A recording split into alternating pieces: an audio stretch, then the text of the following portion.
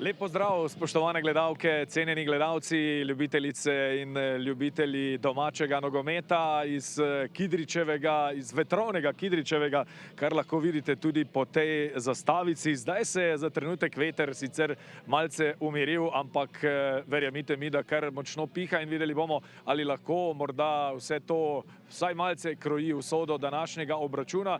Po levi strani mariborskega napada Ivanović, torej odložil žogo Antolinu, pa predložek proti Žuglju. To je priložnost za Alvirja. Maribor vodi, 5. minuta srečanja. Marko Alvir. Preslabo je tule odreagirala obramba Aluminija, kar so Mariborčani znali izkoristiti in že prvo priložnost so pretopili v zadetek. Janžekovič je imel veliko težav s predložkom Antolina, reševal. Tule bomo videli vse skupaj še enkrat pred Žugljem. Ivanović je takole odložil žogo Antolinu, pa predložek Janžekovič je žogo samo odbil predse.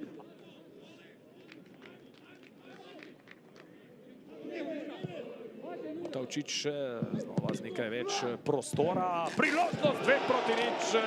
Sirke strelec po podaji Mutavčiča. 20. minuta srečanja. Mariborčani so zdaj izkoristili praktično vse, kar se jim je ponudilo. Kljub odsotnosti Mudrinskega, visok odstotek realizacije vijoličastih, ki v 20. minuti torej vodijo že z 2-0. Tudi Marcos Tavares je prišel seveda čestitati soigralcem. Aluminij, ki ima tule zdaj priložnost preko Šrolerja in znižanje na 2-1, pa bo gostoval v Sežani. Šroler pa je zdaj vrnil Kidričane ponovno v igro v 32. minuti. So gostujoči branilci ob oddaljenejši vratnici pozabili na Šrolerja. Lepo je vse skupaj tehnično odigral Šroler. Robert Pevnik tule zdaj bodri svoje fante. Aluminij je torej ponovno v igri.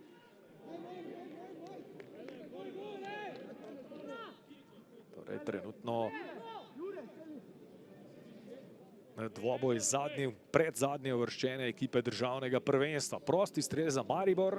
Izteka se 37. minuta. Alvir poizkuša. Žoga je sicer šla proti levemu želeni ravni pri Ivanoviću. Zdaj priložnost za Sirka. Žugel ga spremlja. Sirk je prišel do strela mimo vrat. Žugel. Žugel pa Antolin oddaleč. Krasen strel je bil to Aljaža Antolina. Šroler. Vse je zdaj odvlekel enega od branilcev. Dober poizkus tudi Šrolerja. Strel na eni, strel na drugi strani. Zdaj že kar nekaj časa.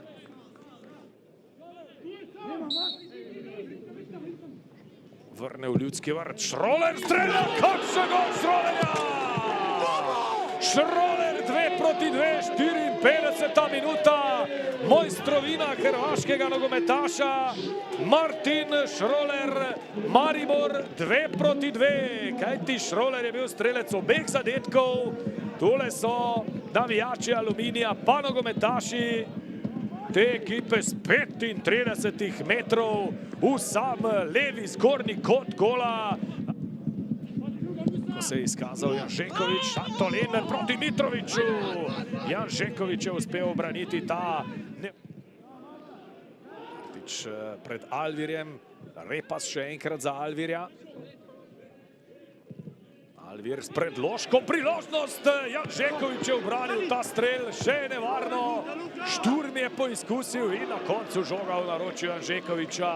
Kakšna priložnost za Maribor v 64. minuti. Strelca 100 zadetkov v prvi slovenski nogometni ligi. Tudi tu v Kidričevem je že večkrat zadev. Tole pa je priložnost in domači vodijo. Špehar je strelec, popoln preobrat. 74. minuta. Pevnikov džoker sklopi. Dino Špehar je dosegel svoj prvi zadetek za Aluminij, prvi zadetek v prvi slovenski nogometni ligi nogometaš, ki ga je Olimpija posodila. Aluminiju je zdaj zadel ravno proti Mariboru.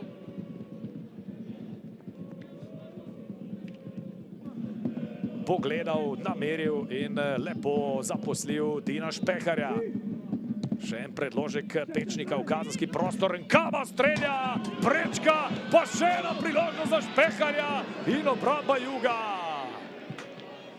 Toliko še upanja za vijoličaste, da ujamejo točko v Kidričevem. Za kaj več bo najbrž zmanjkalo časa. Tavares strelja izenačenje! 91. minuta, ni še rekel zadnje. Marcos Morales Tavares, izjemno pomemben zadetek za Maribor, ki je zdaj strgal srca navijačev Aluminija. Marcos Tavares roba kazenskega prostora, tole, poglejte, je prevzel odgovornost nase, ukradel žogo dvema nogometašema.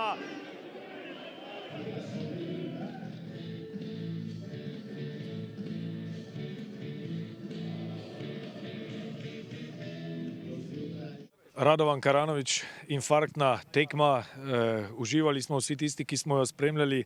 Za vas je bilo zagotovo še kako razborljivo ob klopi, vodili ste z 2-0, zaostajali s 3-2, na koncu ujeli točko, kako ste zadovoljni? Ja, za gledalce je verjetno zelo zanimiva tekma, za nas, ko smo na klopi, na igrišču, normalno. Da to ni tisto, kar smo želeli dobiti. 3 gole danes od Aluminija, za mene res ena, bi rekel, prava katastrofa, ker vseeno mislim, da Aluminij niti približno ni ekipa, od katere mi lahko dobimo 3 gola, ampak smo jih vseeno dobili, tako da jutri se moramo dobro sesti, izanalizirati stvar, ker ne dopustimo, da izgubimo toliko duelov in toliko takšnih napak naredimo v obrambi. Je to tisto poglavitno, kar boste povedali fantom? Ja, bomo te stvari pustili za slačilnico. Zdaj sledi kmalu nova tekma, nov obračun z Muro, zelo tesno je na vrhu lestvice, prvenstvo je sijajno, ampak za vas nova težka preizkušnja. Sigurno, tako kot sem tudi rekel po tekmi v Radomljah ali pa Kopru, 6 točk prednost ni dobena prednost, ker še vedno do konca prvenstva ogromno tekem.